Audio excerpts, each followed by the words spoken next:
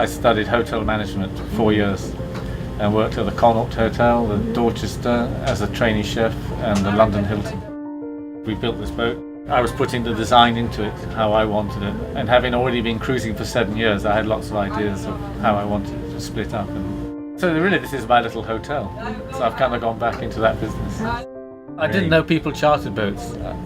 I had absolutely no idea until I was asked to bring some food up to Phuket for this charter boat, and he asked me, wouldn't you like to charter? So we started and I loved it. I mean, I love cooking, so it's the artistic side of me, I suppose. We have really nice guests who like nice food, and I tend to do the evening meals, and Justyna does all the salad lunches. The first year I did the boat show in Antigua was in 1991, and straight after the show we sailed off with the English guests all the way to Grenada. They've been coming back every single year, apart from the 2 years when we sailed down to Antarctica.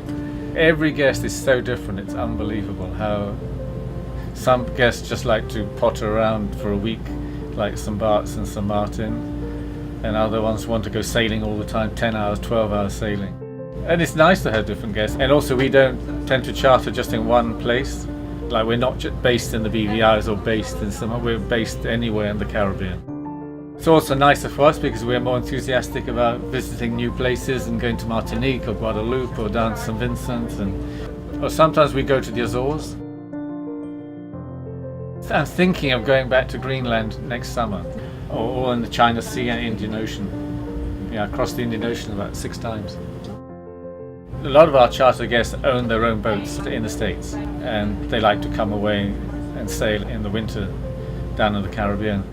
At least 50% of our guests are actual sailors, and this is a very good sailing boat, yeah. Know everything about the boat. We tend to know just about where every coral reef and every little rock in the Caribbean is without even looking at charts now, because we've dived and we've swum around for the last 20 odd years in the Caribbean. It's a completely different feel, I think, on the boat, on a sailing boat like this and a catamaran.